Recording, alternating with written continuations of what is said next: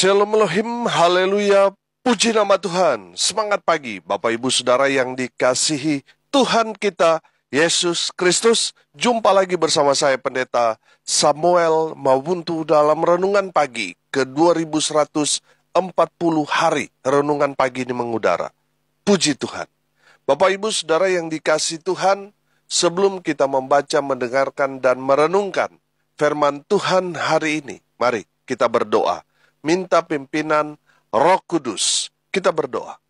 Bapa di surga, kami sangat membutuhkan kebenaran firman-Mu sebagai makanan tubuh, jiwa, dan roh kami. Puaskan kami, kenyangkan kami dengan firman-Mu ini, agar kami kuat menghadapi kerasnya kehidupan ini dan keluar menjadi pemenang. Jadikan kami terang Tuhan, sehingga kami betul-betul jadi pelaku-pelaku firman, dimanapun kami berada. Nama Tuhan dipermuliakan. Di dalam nama Tuhan Yesus yang adalah firman Allah yang hidup, kami berdoa. Amin. Haleluya. Bapak Ibu Saudara yang dikasihi Tuhan, bersama dengan saya kita akan belajar Alkitab dari kitab Kejadian sampai kitab Wahyu. Mari buka Alkitab kita. Amsal 14 ayat 17. Demikian firman Tuhan. Siapa lekas naik darah, berlaku bodoh, tetapi orang yang bijaksana bersabar. Sekali lagi, siapa lekas naik darah, berlaku bodoh, tetapi orang yang bijaksana bersabar. Amin. Haleluya.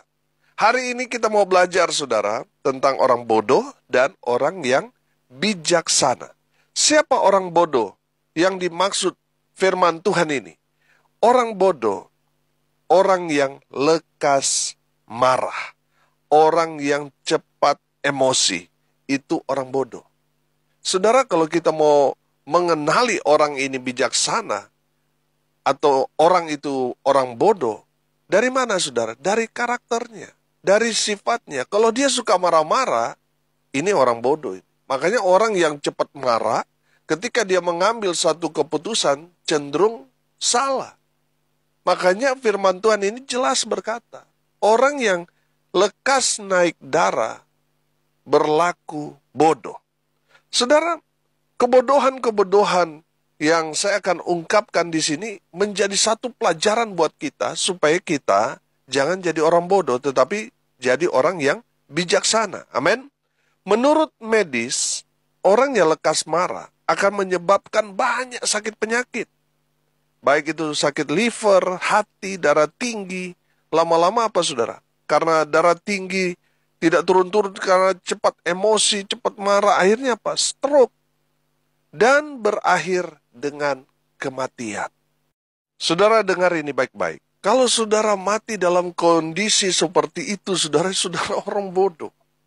Makanya saudara yang dikasihi Tuhan, jaga hati kita supaya tidak mudah naik darah. Supaya tidak cepat emosi, supaya tidak cepat marah, karena itu merugikan diri kita sendiri. Bapak Ibu Saudara yang dikasihi Tuhan, kalau saudara orang yang lekas marah, cepat emosi, dengar firman Tuhan ini, bertobat. Amin. Karena apa saudara? Karena dari firman Tuhan ini kita belajar, kita mengenal orang itu orang bodoh dan orang bijaksana. Orang yang bodoh, firman Tuhan dikatakan orang yang lekas marah. Saudara yang dikasihi Tuhan, bertobat. Kalau saudara senggol bacok, sumbu pendek, bertobat. Karena itu akan membuat banyak sekali kebodohan yang akan saudara alami. Saya kasih contoh.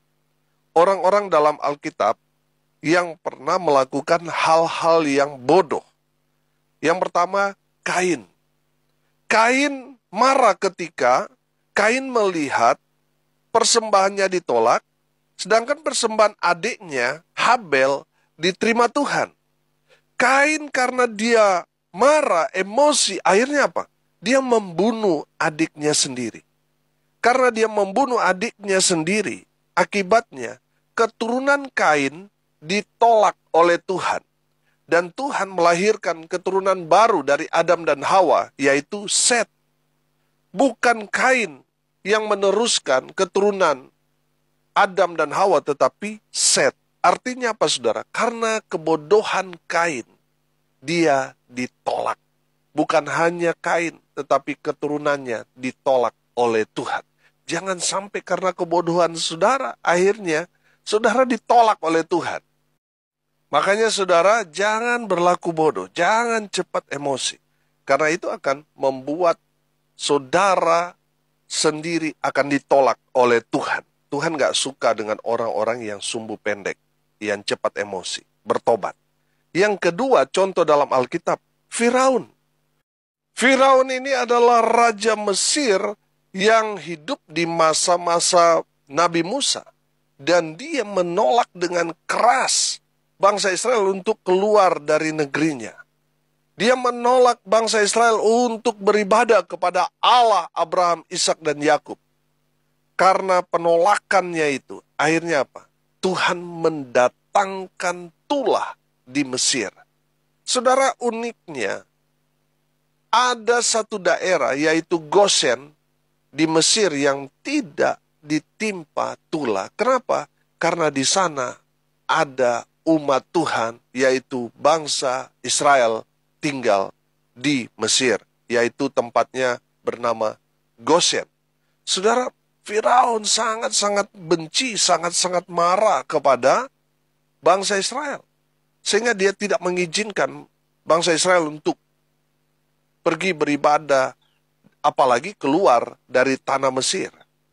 Saudara, karena kekerasan hati Firaun, Mesir ditimpa tulah.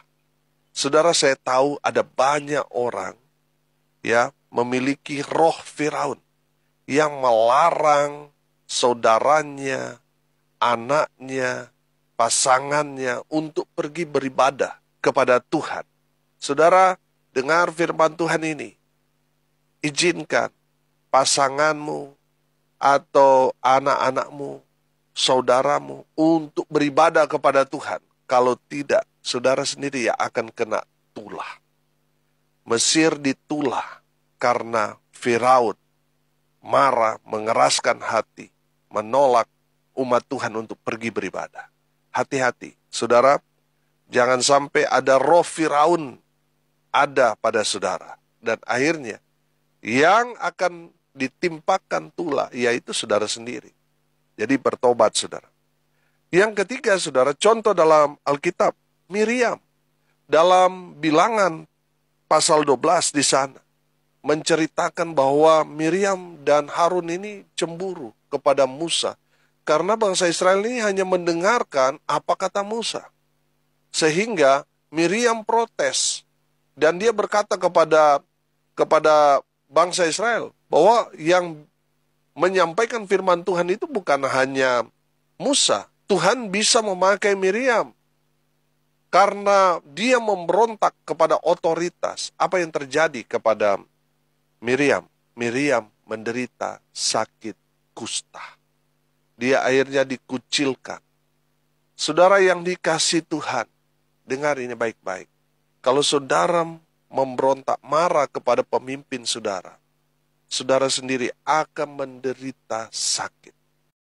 Dari kasus Miriam ini kita dapat melihat itu akibat dia melawan Tuhan dan melawan otoritas yang di atasnya, yaitu Musa, yang tidak lain, tidak bukan, adalah adiknya sendiri. Dia mungkin merasa, oh saya kakak loh. Dia harus dengarkan suara kakaknya. Saudara, hati-hati. Saudara, jangan sampai saudara ada roh Miriam dalam diri saudara. Yang terjadi pada saat itu kan, Miriam memang kakak, tetapi yang dipakai Tuhan untuk menjadi penyambung lidah Tuhan itu adalah Musa. Jadi yang harus didengarkan Musa, bukan Harun, bukan Miriam. Nah, saudara yang dikasihi Tuhan, karena cemburu, karena sakit hati, karena ingin dihormati, dihargai, Miriam marah. Akhirnya apa? Miriam menderita sakit kusta. Contoh yang keempat dalam Alkitab, Saul. Karena Saul tidak sabar menunggu kedatangan Samuel, sedangkan Israel sudah terdesak diserang oleh Filistin. 7 hari dijanjikan Samuel bahwa Samuel akan datang dan memberikan korban kepada Tuhan supaya Tuhan tolong bangsa Israel. Tapi karena sudah terhimpit, terdesak, Saul emosi dan melakukan ritual yang harusnya tidak dia lakukan. Ritual itu hanya bisa dilakukan oleh imam. Tapi karena dia marah, Samuel belum datang, Raja Saul melakukan satu kesalahan, satu kebodohan. Karena kebodohannya itu, Raja Saul kemudian ditolak Tuhan. Bapak Ibu Saudara yang dikasihi Tuhan, apa yang dilakukan Saul itu tidak benar. Jangan sampai saudara mengambil posisi yang tidak seharusnya saudara kerjakan. Saudara yang dikasihi Tuhan, ada banyak orang melanggar porsinya. Ini jadi masalah. Memang mungkin dapat berjalan dengan lancar ritual yang dilakukan oleh Saul. Tapi akibatnya ritualnya itu tidak diterima Tuhan, dia justru ditolak, dilengserkan. Saudara, dia masih sebagai Raja Israel, tetapi Tuhan suruh Samuel cari pengganti. Itu kan menyakitkan. Saudara yang dikasihi Tuhan, jangan sampai kita ditolak oleh Tuhan sama seperti Saul. Karena apa? Karena emosi kepada hamba Tuhan. Jangan. Saudara akan ditolak, saudara. Dan saudara akan menderita. Saudara tidak akan dianggap, tidak akan diakui, saudara. Saudara yang dikasihi Tuhan, bertobat. Makanya jangan cepat emosi, jangan cepat marah, bertobat. Karena ketika saudara emosi, cepat marah, saudara berlaku bodoh. Akan bertindak hal-hal yang bodoh. Makanya bertobat. Saudara, contoh di Alkitab dalam perjanjian baru siapa? Petrus.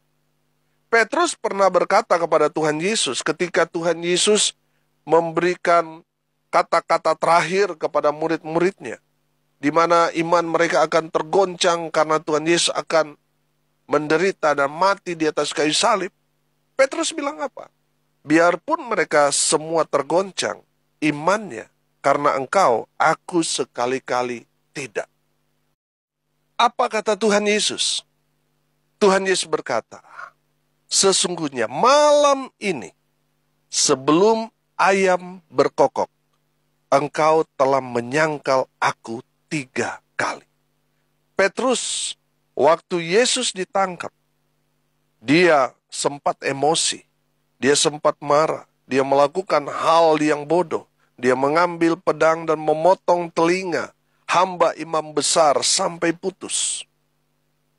Saudara, ketika Yesus ditangkap, murid-murid semua kocar-kacir.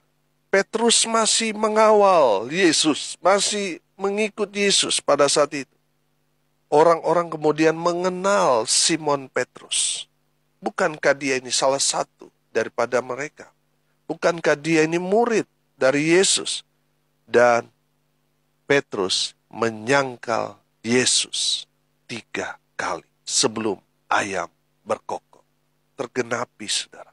Bapak Ibu Saudara yang dikasihi Tuhan, dari firman Tuhan ini kita dapat melihat bahwa orang yang cepat emosi, cepat marah, itu pasti akan dipermalukan.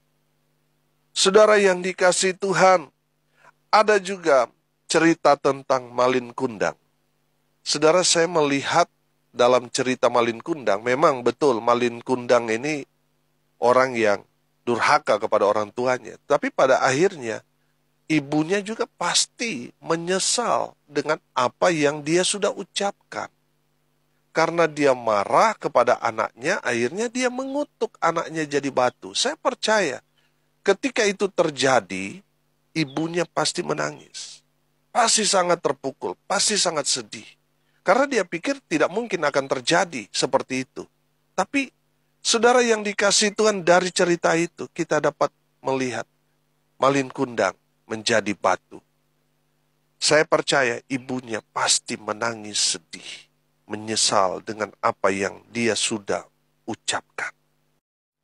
Saudara yang dikasihi Tuhan, kita kembali lagi dalam nats firman Tuhan hari ini. Siapa lekas naik darah, berlaku bodoh. Tetapi orang yang bijaksana bersabar. Haleluya. Tadi kita sudah belajar orang-orang yang berlaku bodoh. Sekarang kita belajar untuk menjadi orang yang bijaksana. Orang yang bijaksana bersabar. Amin. Haleluya. Orang mengatakan sabar itu adalah tingkat ilmu yang paling tinggi. Haleluya. Jadi saudara yang dikasihi Tuhan, kalau saudara mau menjadi orang yang bijaksana, sabar. Saya mencatat ada 3 yang harus kita miliki dalam kehidupan kita. Yang pertama, sabar menunggu waktu Tuhan. Amin. Jangan tergesa-gesa, saudara. Jangan paksa Tuhan untuk memberkati kita hari ini. Jangan. Saya percaya, saudara, ada waktu Tuhan. Amin. Saya percaya, saudara, waktu Tuhan itu pasti yang paling terbaik buat kita. Saudara, semenjak saya membuka satu pelayanan yang Tuhan percayakan untuk saya gembalakan hari ini sampai hari ini. Sudah tahun ini 18 tahun. Bulan Oktober nanti 18 tahun. Dari sejak kami buka pelayanan, kerinduan kami untuk dapat memiliki tanah, tidak sewa, tidak kontrak, tetapi membeli. Saudara, beberapa tahun, sudah 18 tahun kami doakan, tapi belum Tuhan jawab. Tapi kami yakin dan percaya, waktu Tuhan pasti yang terbaik. Amin. Sabar.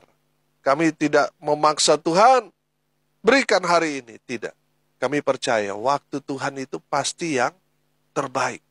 Karena mungkin bagi kami pikirannya hanya sebidang tanah, tetapi saya percaya Tuhan merencanakan memberikan melebihi dari apa yang kami pikirkan, rindukan, mimpikan selama ini. Makanya firman Tuhan ini meneguhkan saya. Sabar menunggu waktu Tuhan. Haleluya. Yang kedua, orang yang bijaksana, dia sabar pada proses Tuhan. Amin. Jadi kalau saudara mengalami satu persoalan pergumulan, saudara, Tuhan sedang memproses saudara. Saudara harus sabar. Bapak-bapak, ya sebagai suami, kalau Tuhan memberikan istrimu bawel, cerewet, sabar. Amin. Ibu-ibu juga istri, dengar ini baik-baik. Mungkin tingkah laku suamimu ya seperti itu. Tidak tahu menaruh handuk, dia selalu taruh di tempat tidur. Nggak usah emosi. Karena emosi itu, marah itu hanya membuat satu tindakan-tindakan yang bodoh. Saudara yang dikasihi Tuhan, beberapa waktu yang lalu saya mendengar orang ya hanya karena masalah sepele bercerai. Hanya karena masalah sepele. Mereka melakukan hal-hal yang bodoh. Ada yang komplain karena suaminya atau istrinya mengambil odol pencet dari tengah, seharusnya dari belakang. Saudara, itu bisa jadi masalah. Ada istri yang komplain, akhirnya bercerai karena suaminya suka kentut di depan istrinya. Saudara, hanya masalah-masalah sepele seperti itu berakhir di meja hijau. Padahal cuma masalah kecil. Saudara, kalau kita sabar, saudara, pasti di dalam kehidupan kita tidak akan melakukan hal-hal yang bodoh. Amin. Karena orang yang bijaksana dia sabar. Haleluya. Bapak ibu saudara yang dikasihi Tuhan, sabar pada proses Tuhan. Tuhan kadang-kala memproses kita dari orang-orang yang ada di sekitar kita. Baik suami, baik istri kita, anak-anak kita, orang tua kita, orang-orang dalam pelayanan, di luar pelayanan. Tuhan memproses kita di sana. Makanya kita sabar, jangan emosi. Ya, jangan terganggu hatimu hanya karena ada orang yang menekan saudara, memfitnah saudara. Sabar. Amin. Saya percaya saudara, melalui mereka Tuhan sedang memproses kita menjadi semakin dimuliakan. Haleluya. Yang ketiga saudara, orang yang bijaksana sabar dalam menghadapi orang-orang yang ada di sekitar kita. Haleluya. Bapak ibu saudara yang dikasihi Tuhan, jangan cepat emosi. Jangan cepat naik darah. Karena itu hanya melakukan hal-hal yang bodoh. tapi jadilah orang-orang yang bijaksana, yang sabar. Sabar tunggu waktu Tuhan, sabar proses Tuhan, sabar dalam menghadapi orang-orang yang ada di sekitar kita. Amin. Mari kita berdoa. Terima kasih Bapa di surga sudah berbicara kepada kami. Ampuni kami jikalau seringkali kami melakukan hal-hal yang bodoh. Tapi ajar terus kami supaya menjadi orang yang bijaksana, yang selalu bersabar. Sabar dalam menunggu waktu Tuhan. Sabar pada proses Tuhan. Sabar dalam menghadapi orang-orang yang ada di sekitar kami. Hamba berdoa dalam nama Tuhan Yesus. Biar Tuhan melawat semua pendengar dimanapun mereka berada. Sehingga mereka menjadi pelaku-pelaku firman. Menjadi orang-orang yang bijaksana. Berkati baik dalam usaha, dalam pekerjaan, di dalam pelayanan mereka, Tuhan buat mereka beruntung, berhasil dalam segala hal. Mereka yang sakit Tuhan sembuhkan, mereka yang lemah Tuhan kuatkan, hibur mereka yang berduka cita dan berkati mereka yang hari ini berulang tahun. Tuhan Yesus memberkati. Hamba berdoa, biarlah berkat Tuhan dari surga turun memenuhi semua pendengar. Bapak Ibu Saudara yang dikasihi Tuhan, arahkanlah hatimu kepada Tuhan dan terimalah berkat dari Tuhan Yesus. Tuhan memberkati engkau dan melindungi engkau. Tuhan menyinari engkau dengan wajah-Nya dan memberi engkau kasih karunia. Tuhan menghadapkan wajah-Nya kepadamu dan memberi engkau damai sejahtera. Di dalam nama Tuhan Yesus, sumber segala berkat. Bapak Ibu Saudara yang percaya, diberkati Tuhan, katakan amin. Puji Tuhan. Bapak Ibu Saudara yang dikasihi Tuhan, kalau saudara merasa diberkati melalui renungan pagi ini, bagikan juga kepada saudara-saudara yang lain supaya mereka juga diberkati. Karena untuk itulah kita dipanggil, untuk jadi berkat. Salam kasih dari Bali, saya Pendeta Samuel Mawuntu. Sampai jumpa besok pagi. Tuhan Yesus memberkati kita semua. Haleluya.